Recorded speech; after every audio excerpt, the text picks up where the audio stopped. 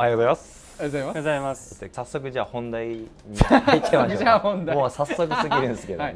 今年の、OMM に向けてちょっと僕バイクをカスタムしたいなと思ってるんですけど、はい、経験者であるお二人にどんなバイクのセッティングがいいかなっていうのをちょっとご相談したくて来ていただきました。ありがとうございます。ありがとうございます。一応僕ストラグラーでほぼ毎日通勤していて、この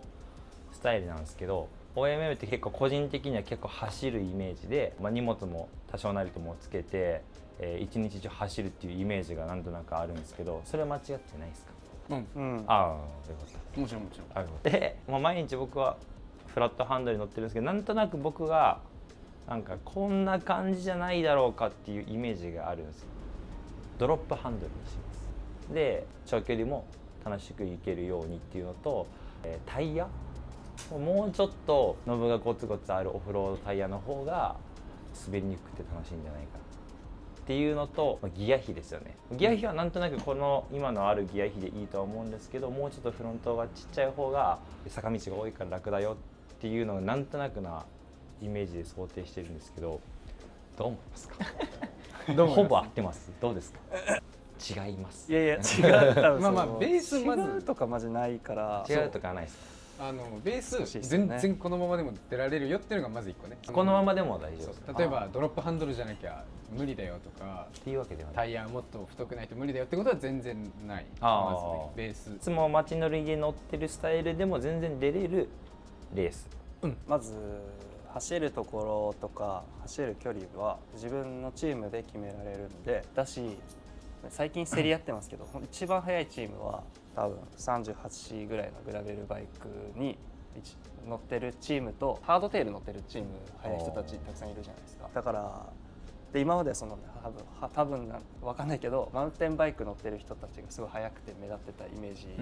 ですよね。だから結局は人っていうのもあるのかもしれないですけど、そうですよね。そう言ったら何でも走れはするけどチーム内である程度なんか揃えてした方が、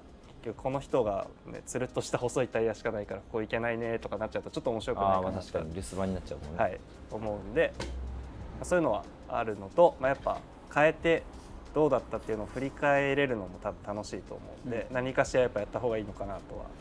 思います。ただこれでも出れるこれも正解の一つであるってことですね。何キロぐらいざっくり走ります？ 2、30キロぐらい、じゃないかな。イメージ1日30キロぐらい走れそうな感じですよね。なるほど。ただ結構やっぱ止まって地図見てまた走り出して次はこっち道間違えたとかもあるから、仮に30キロしか走ってないんだと思うけどもっと走った気がする。ストップアンドゴーが多いってことですよね。ただ俺の経験で言うと、俺初めて OMM 行った時は本当に多分ねめっちゃ似てるのよ。その時のストラグラーと似てる。初がストラグラーでした。そう、だから俺はこれ何回も言っちゃってるけど、1日目出てあれ俺これバスケット必要ない草になって2日目のレースで外したからバスケットいらない。いらない。じゃあいつも使ってるバスケットはなしで、ラックとかは別にあってもなくてもって感じですか？あってもなくてもだったら外した方がいい。外したらいい。その後でギアが増えるってことはあんまないってことですよね。そうそうそう。じゃあ途中で荷物増えたりとかは絶対しないから。そっかそっか。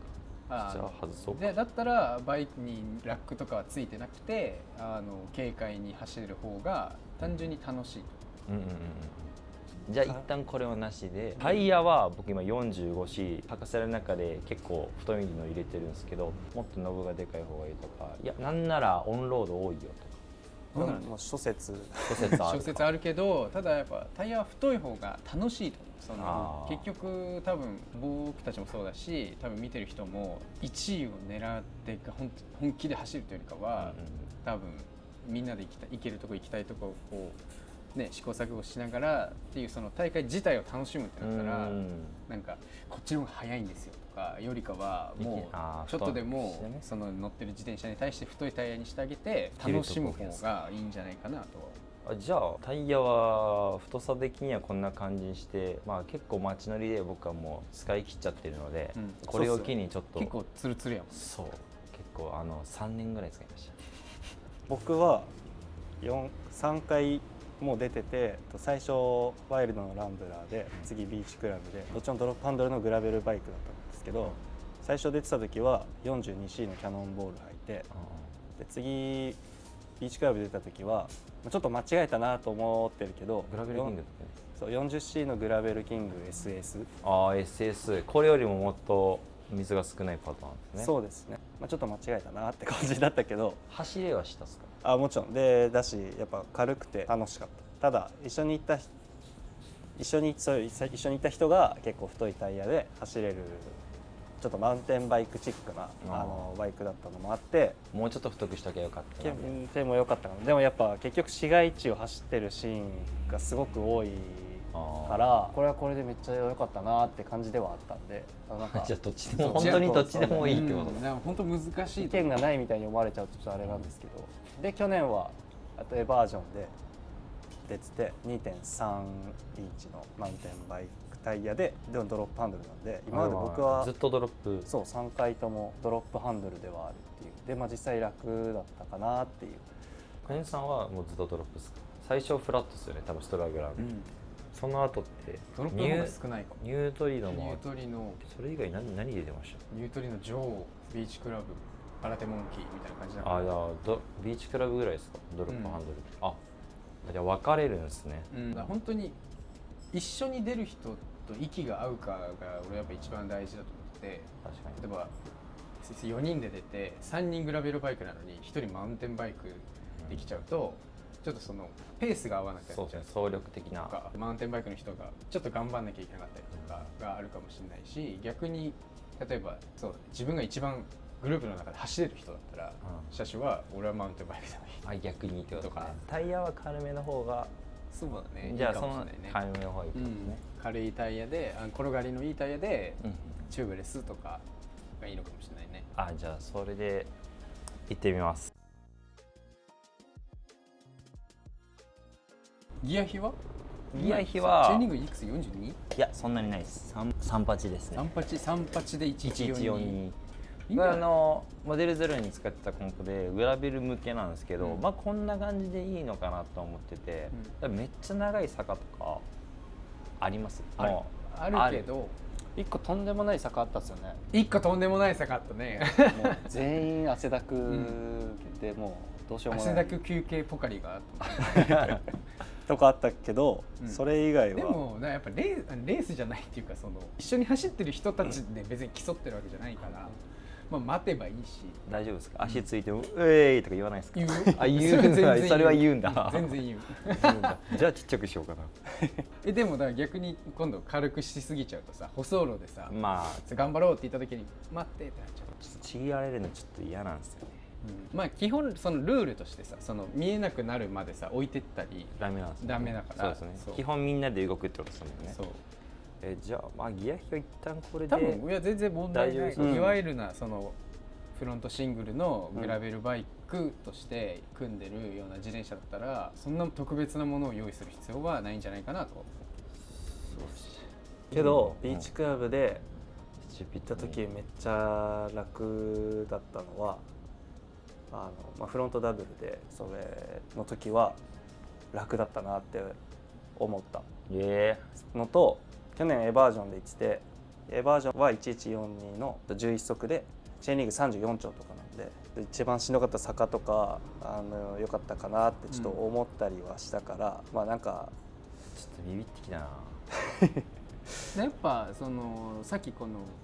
自転車の感じ、ベースどういうのがいいですかっていうのもそうだけど、まずやっぱ乗り慣れてるのがもしかしたらいいかもしれない。一旦急に変えるっていうよりかは、そうし、これぐらい毎日多分乗ってたりすると、街乗りだと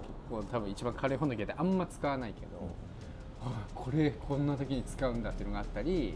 例えばフロントダブルの自転車だったらインナーなんてほぼ使ってなかったのに、こういう時にめっちゃやっぱ効くんだみたいなのがあるから、ギア比とかはもう明確に好みのギア比とか、例えばこういうレース出るからギア比変えようって明確に自分の中で答えがある人以外はそんな急に変えない方がいいかもしれないね。確かに。そうか。だからギア比を一旦これで出てみます、あとドロップハンドルにする。ドロップハンドルにしようかなって、なんか気持ち的に気持ち的に、あと長く山道走るんだったらなんかドロップの方がこれまでの経験なんか疲れにくいなと変えてみる早速。思って、早速変えてみちゃいます、自転車結構シャカシャカで本当に上がってます。うん、肩も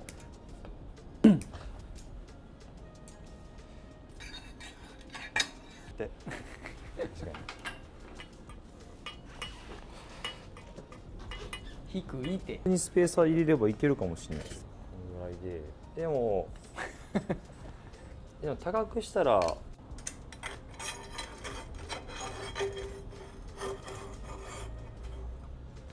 すごいなこれ。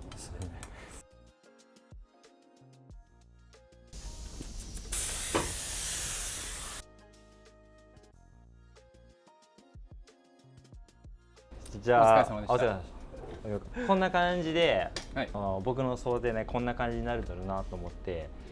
組んだんですけど、どうでしょかっこいい。赤く、なんかすごい良くなった気がするね。私速そうだし、タイヤも新しくもともと同じサイズだったんですけど、よりノブが大きでもくて本当にサイドスキンになるだけでだいぶ見ただい目ぶ見た目変わるっす。なんか、新車の気分っす。ね。嬉しい。久々に変えるとこれサイドターンだね。やっぱサイドターンでよかったですね、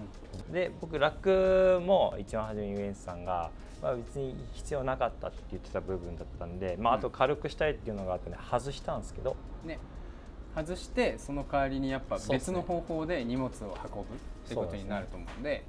普段のバスケットスタイルじゃなくて、フロントに例えばスイフトなりバックをつけてで足りるんじゃないかなと思うんですね、バック以外だとバックパックを僕去年は背負いました。これね、どうなんだろうね。俺は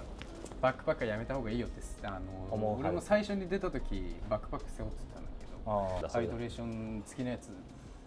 どうなんだろうね。俺も先輩に言われてそうなんだってずっとそれ以降フレームバックずっとしてたけど、バックパックも悪くないなと思うんだよね。バイクやっぱ軽い方が。結局じゃあバイクに何もつけずに軽くするんだったらリュック、自分で背負っちゃうタイプ、そんなに多くないんですよね。そうあとただそれはあれだよね、経験によるかも。俺とかミンミンとか何回も出て、例えば雨具はもうちょっとちっちゃくできるなとか、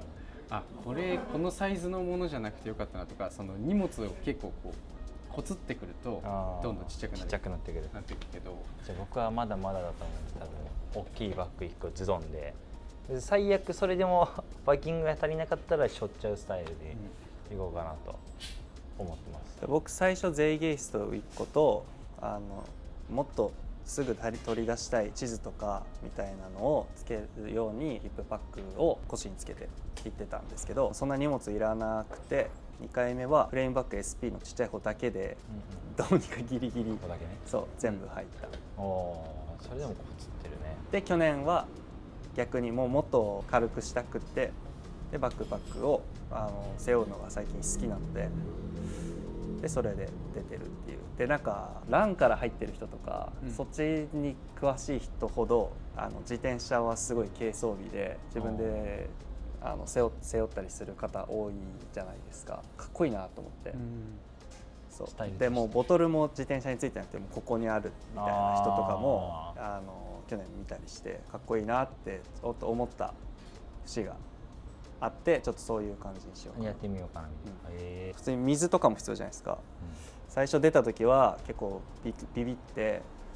1リッターのナルゲンとサイクルボトルだから2リッター弱ぐらい持ってたんですけど、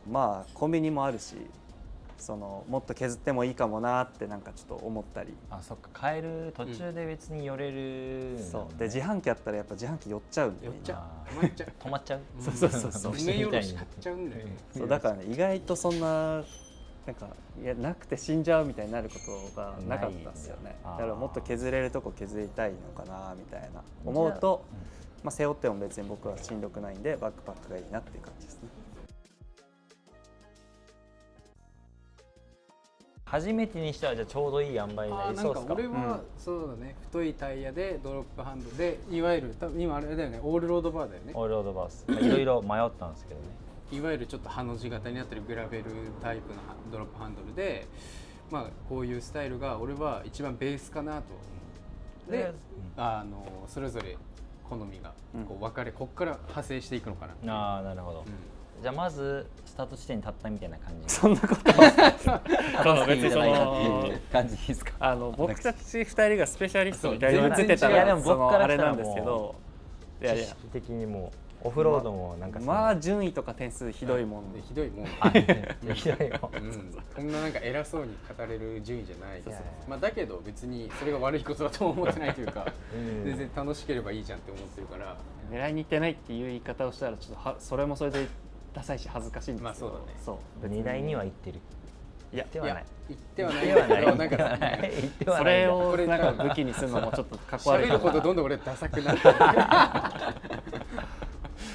でミンミンはどう？この感じどう思う？いやもう僕もこういう感じで最初はイメージしてたんで、その一番最初出たランブラーの時はもうこれで